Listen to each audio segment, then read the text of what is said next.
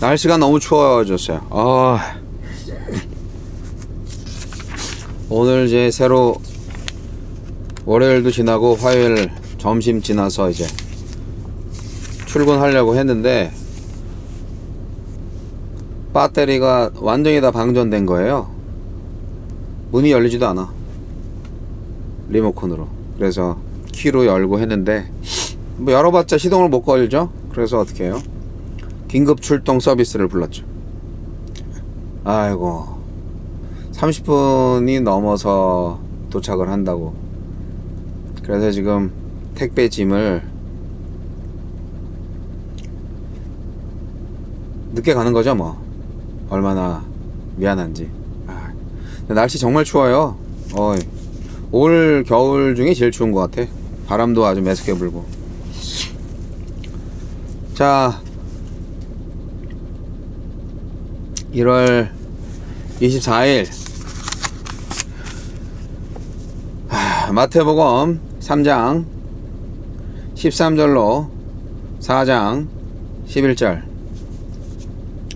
이때 예수께서 갈릴리로부터 요단강에 이르러 요한에게 세례를 받으려 하시니 요한이 말려 이르되 내가 당신에게 세례를 받아야 할 터인데 당신이 내게로 오시나이까?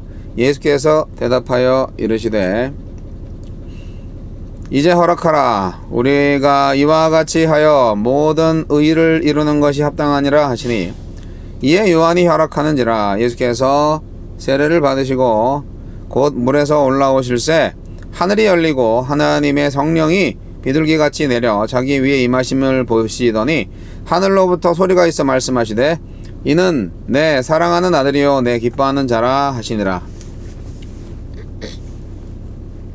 그때 예수께서 성령에게 이끌리어 마귀에게 시험을 받으러 광야로 가사 40일을 밤낮으로 금식하신 후에 줄이신지라. 시험하는 자가 예수께 나와서 이르되 만일 네가 하나님의 아들이거든 명하여 이 돌들로 떡덩이가 되게 하라. 예수께서 대답하여 이르시되 기록되었으되 사람이 떡으로만 살 것이 아니요 하나님의 입으로부터 나오는 모든 말씀으로 살 것이라 하였느니라 하시니 이에 마귀가 예수를 거룩한 성으로 데려다가 성전 꼭대기에 세우고 이르되 내가 만일 하느님의 아들이거든 뛰어내리라. 기록되었으되 그가 너를 위하여 그의 사자들을 명하시리니 그들이 손으로 너를 받들어 발이 돌에 부딪히지 않게 하리로다 하였느니라. 예수께서 이르시되 또 기록되었으되 주 너의 하나님을 시험하지 말라 하였느니라 하시니 마귀가 또 그를 데리고 지극히 높은 산으로 가서 천하 만국과 그 영광을 보며 이르되 만일 내게 엎드려 경배하면 이 모든 것을 내게 주리라. 이에 예수께서 말씀하시되 사탄아 물러가라. 기록되었으되 주 너의 하나님을 경배하고 다만 그를 섬기라 하였느니라. 이에 마귀는 예수를 떠나고 천사들이 나와서 수종되라. 요단의 세례, 광야의 시험.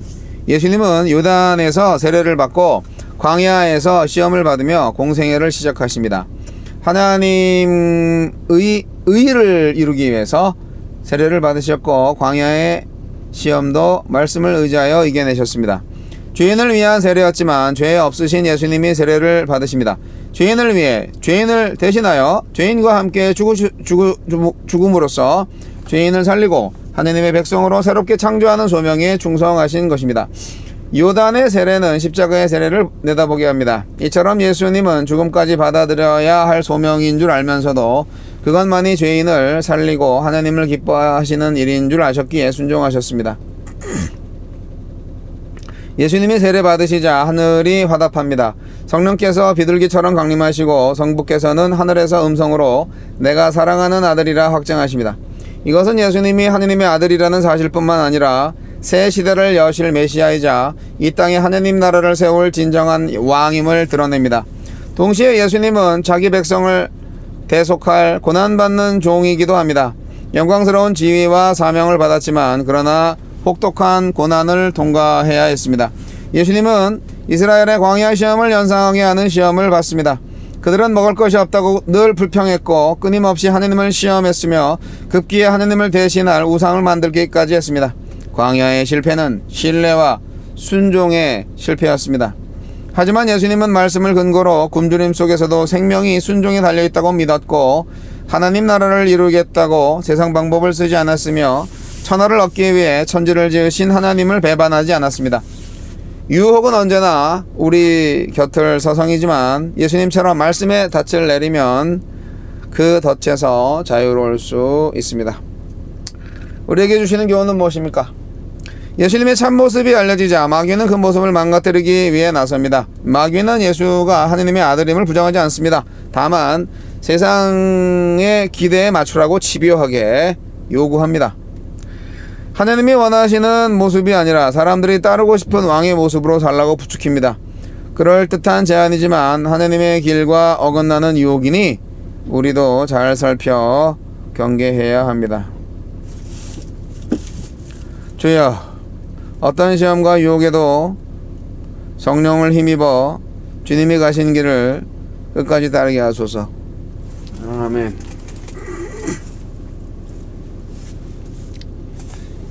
이제 세례 요한, 즉 침례 요한이 이제 요단강에서 이제 침례를 베풀고 드디어 이제 예수님이 나타나신 거예요. 예수님께서 나타나셨어요. 네. 왜 나타나셨을까요? 세례 받으시려고, 침례 받으시려고. 예수님이 주인공이죠. 예수님이 주인공인데 예수님은 침례를 받고 그리고 광야로 이끌림을 받아서 마귀에게 또 시험을 받습니다. 예수님의 공생애는 어떻게 보면은 광야 시험으로부터 시작한다고 볼 수 있어요. 이스라엘 역사를 보면은 광야 이스라엘, 즉 출애굽 이후에 이스라엘이 광야에서 성공했냐 실패했냐? 성공하지 못했죠. 광야에서 이스라엘은 순종하는 거에 성공하지 못했어요. 불순종을 통해서 1년이면은 가나안으로 갈 수 있었는데 40년이나 걸렸죠. 예수님은 지금 순종을 하시는 거잖아요. 솔직히 예수님이 죄가 없으신 분인데 침례를 받을 필요가 없어요. 근데 침례를 받으러 오셨잖아요. 예수님의 공생애가 이렇게 침례와 광야의 시험으로부터 시작을 한다는 거. 침례부터 시작을 하는 게 맞는데 광야의 그 이야기와 딱 겹쳐져 있으니까 마찬가지고, 광야 시험 끝난 다음에 이제 마태복음에서는 이제 예수님의 사역이 시작이 됩니다. 근데요, 예수님의 침례, 예수님의 세례는